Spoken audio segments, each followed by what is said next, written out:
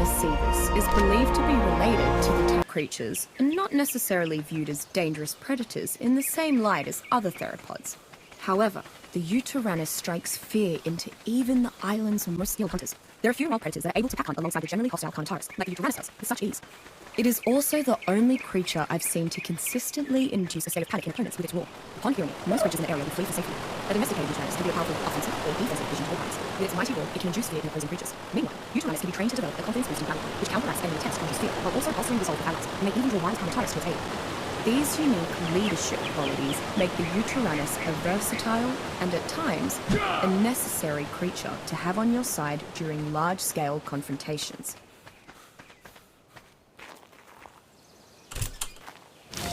While Kentrosaurus aethiopicus is considerably smaller than its close relative, more formidable in matters of self-defense. In fact, it is arguably the pound-for-pound champion of not only the Stegosaurus, but when encountered in close-knit fighting packs, ranks atop the island's herbivorous dinosaurs in general. Thanks to its wickedly sharp defensive spikes, any creature that attacks Kentrosaurus, Itliopleurodon magicus, is a mid-sized ocean creature, typically between 20 and 25 feet long. I've yet to directly encounter one myself, but from the tales other tribes have shared, it compares to no other on the island. The rumors indicate that this beautiful creature has magical properties. However, the sightings are so rare, it's hard to decipher old Smilodon brutalis is a solitary hunter, generally found in cold, lightly wooded areas. The island's mountains are the perfect habitat, as the mammal's fur keeps it safe from the bitter temperature. While its huge fangs are excellent for delivering death blows, the creature's claws can be just as deadly. Despite normally being a solitary creature, Smilodon brutalis are not opposed to hunting in small packs. In fact, they have to do this to take down large prey such as mammoths. Not saber-tooths can take down Carnivores, perhaps even Tyrannosaurus. Either way, Smilodon brutalis should not be underestimated. On the other side, there's no denying the saber-tooth's increased resilience and power. In addition, well-trained saber-tooths can quickly use their claws to flay corpses. This may sound morbid, but it is among the best ways to quickly gather large quantities of hide from the giant beasts of the island. I never thought this island was normal exactly. I mean, there are giant obelisks floating in the sky for Pete's sake. Not to mention that cave I found, which hid a platform similar to those found at the base of said obelisks. Well, similar, except for those oddly shaped holes that were carved into its podium. I guess I just didn't care about all.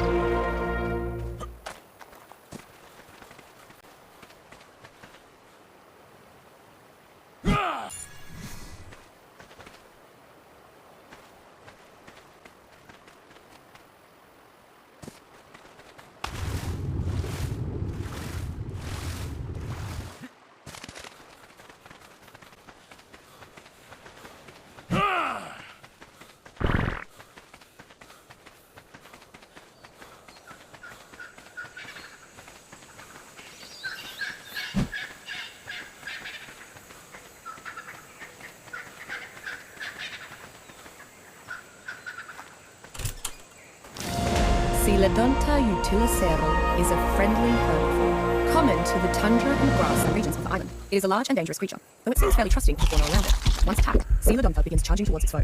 It builds up momentum as it charges, and depending on its ultimate impact speed, the results can be terrifying. With enough room to charge, it can even skewer the largest creatures in just one bore, despite how powerful Coelodonta are.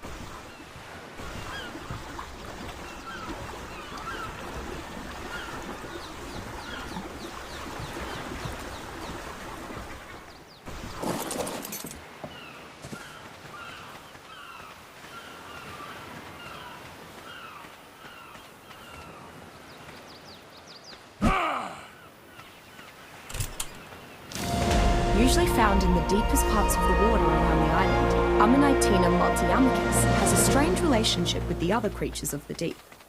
It must do something beneficial for them, since every nearby sea creature defends Ammonitena when it is attacked.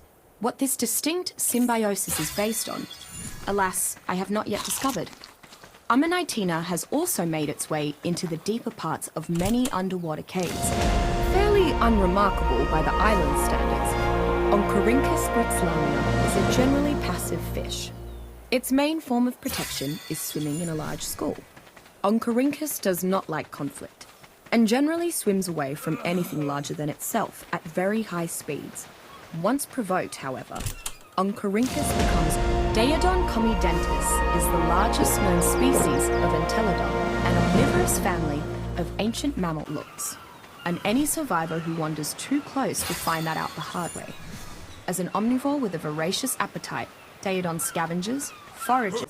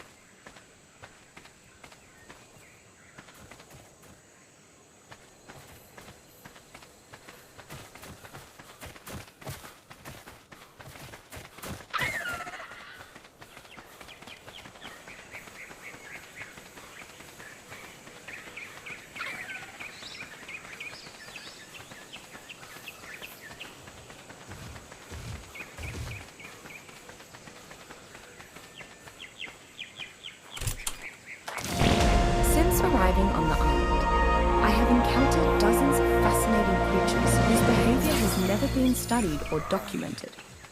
And also sheep to ogres, perhaps uncomfortably so. I don't know the tribe's actual name, but I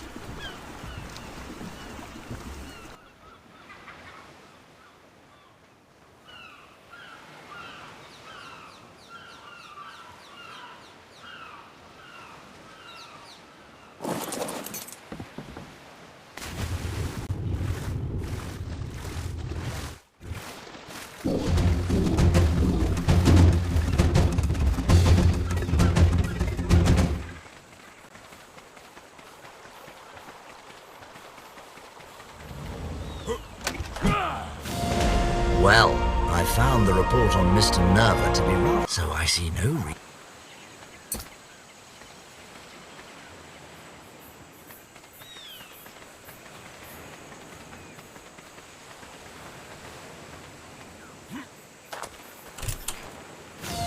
The most interesting indicator for generations, like cats or dogs, that's normal. But there's a...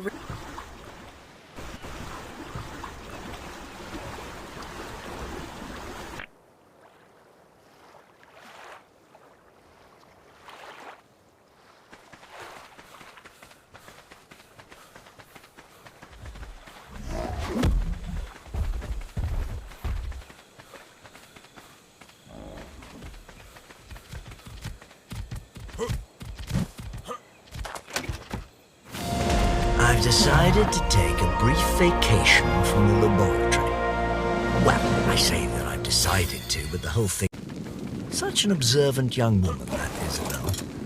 She's somewhat lacking as a chemist, but she understands my moods almost better.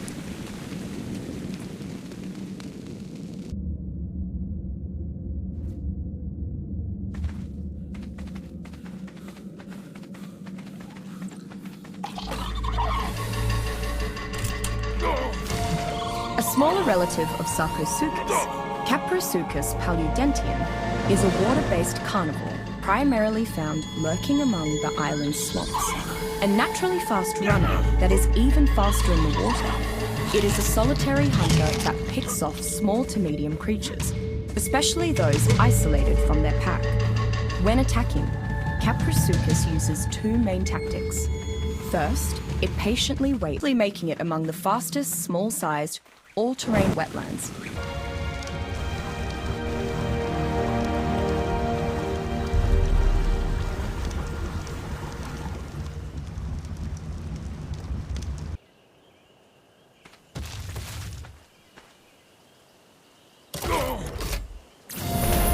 This must seem suspicious. My existence, I mean. I have you at a disadvantage, I admit. I'm operating from a position of near-perfect information, while you are not, to put it mildly, not that raw intelligent. Clearly you're very clever, to find so many different uses for Thatch. I digress again. The point is, you have no reason to trust me. Most everything you've met has tried to kill you. So from your perspective, it follows that I would do the same. You humans do love your patterns.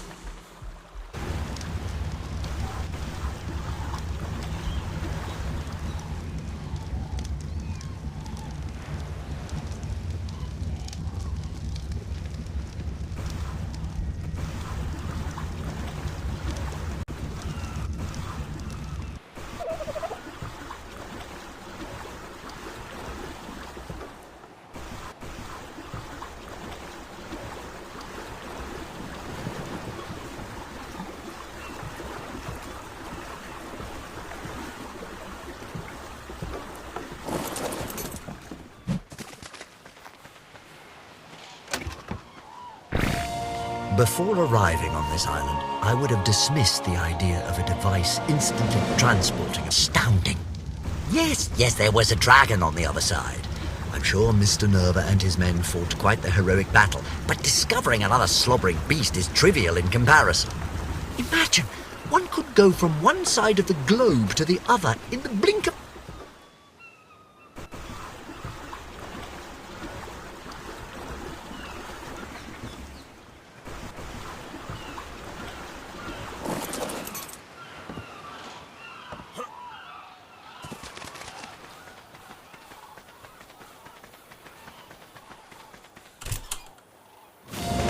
When Nerva and his band return from the cave, they'll decide my fate. So this may be my final chance to reflect. I may as well take advantage of it. I realize that had I just ignored the signs and accepted this paradise at face value, I'd still be happy and free. Would that have been better? I don't think so. After a lot of thought, I've decided that I'd rather die seeking the truth than battling.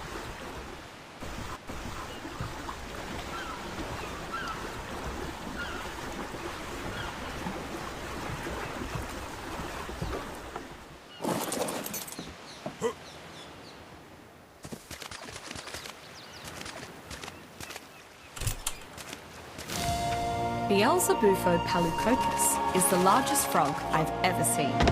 Almost impossibly large. It can actually, though just barely. This is a dangerous prospect though, as secretions from Beelzebufo's skin and saliva have a strange mounts. Strange mounts for strange people. Many tribes don't believe there's any reason to ride them, but some enjoy the ability to take large vertical hops up huge walls and cliffs. Regardless of how it's ridden, Beelzebufo is almost employed for its ability to quickly cull insects and can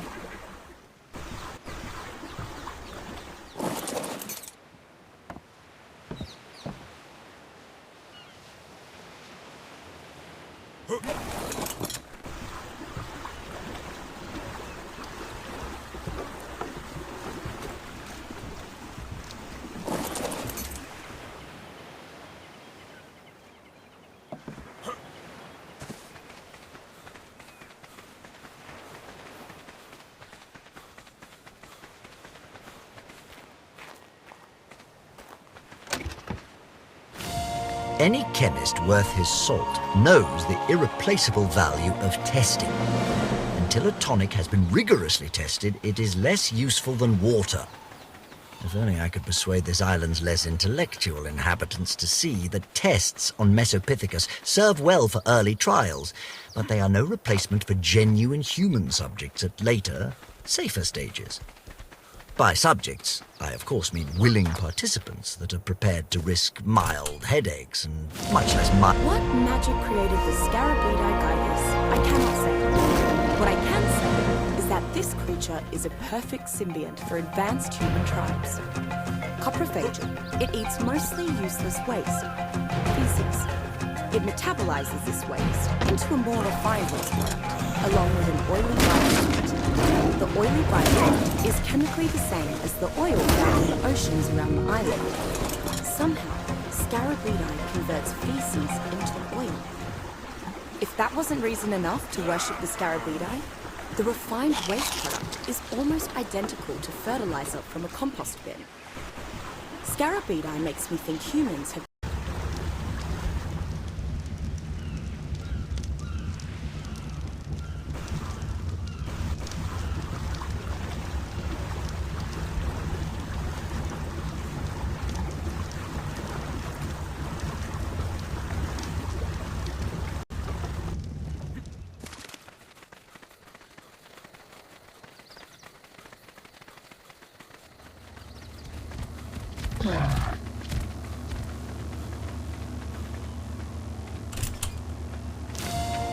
The fact that this creature exists is enough to give me nightmares. Like the island's other arthropods, Arthropleura felsanguis has become much larger than I might have believed possible. It's a very aggressive hunter, but prefers to eat meat after it has rotted for some time, and will voraciously seek out such.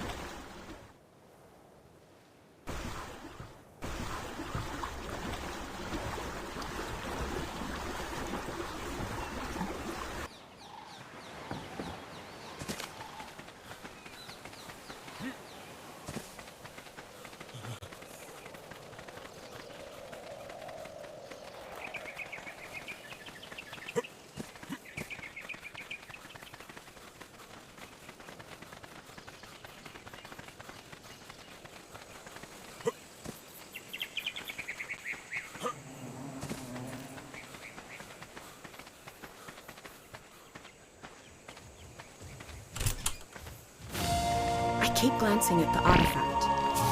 I understand why the Iron Brotherhood's leader didn't want it. Since it has no apparent use, all it does is remind him of the tribesmen who died seizing it from that giant spider. Can it really be useless, though? They describe the artifacts that, of course, the platform in...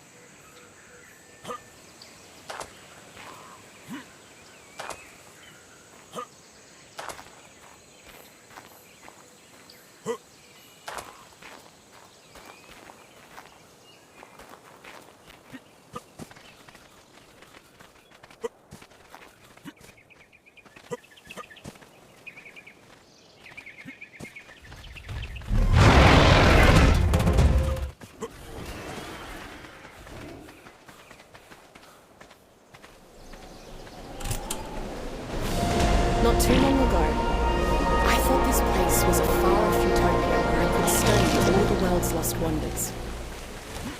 Now that I'm certain it's not natural at all, I have to say, it's lost a lot of lost ecosystem when...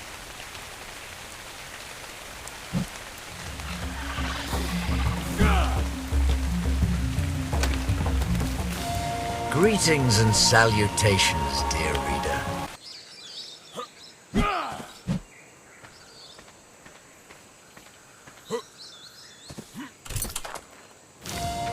Dimorphodon equiseca is another of the island's Jekyll and Hyde creatures. It is normally passive, sometimes even friendly. When provoked, it becomes very aggressive. Even against larger creatures it has no business fighting, often to its own fatal end. Dimorphodon can make short work of smaller opponents, however, due to its large, but lightweight, skull and teeth. Barely over a metre tall, Dimorphodon should be low on the food chain, but its incredible speed and surprisingly strong bite make it fairly dangerous, especially en masse, as they tend to attack in groups. A flock of angry or hungry Dimorphodon can take down prey. Castaroides is a large mammalian herbivore that tends to live near water. Unlike other larger beaver species, this one retains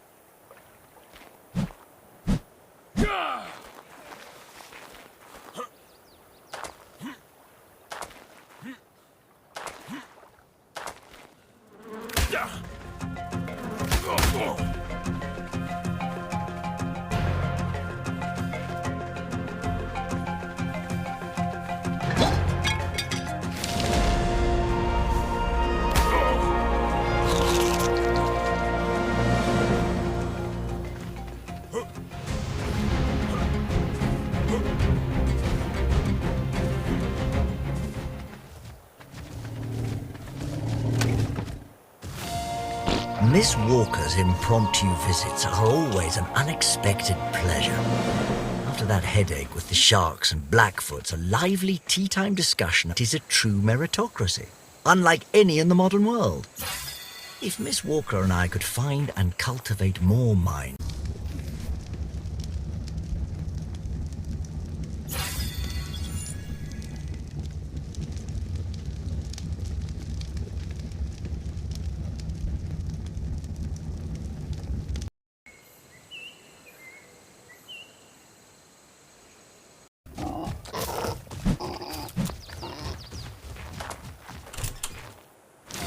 Giganotosaurus furiosa is an enormous predator, larger even than the Tyrannosaurus or Spinosaurus.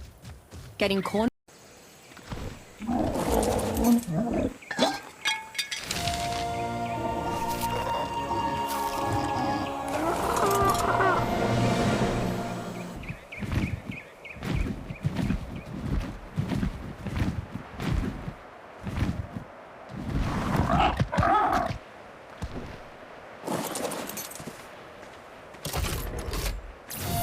I can't be certain when you'll find this slither of thought. Perhaps it will be the first one that touches your mind. Or the last. Cause and effect. I can follow through reason. But time itself, that takes concentration. Seconds. Centuries. Decades, hours, minutes. All these bleed together into a swirling torrent. It wasn't always this way. I know that. Once time passed for me as it did for you. But now I cannot be sure how long I have been waiting. Only that it has felt eternal. The past, the present and the future. Matter insofar as they affect everything else. But for me, concepts, variables, not illusory, not tangible either.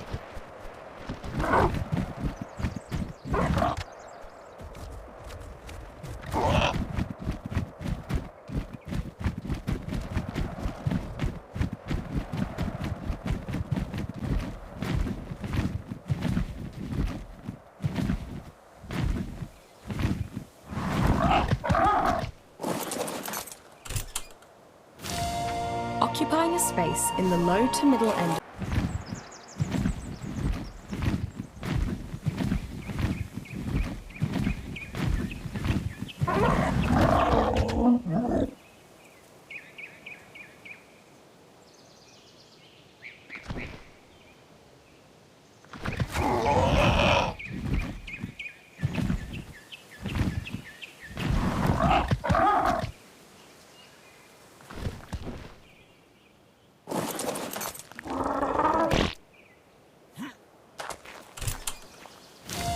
Like the Carnotaurus, Baryonyx aquafulguar is a large carnivore.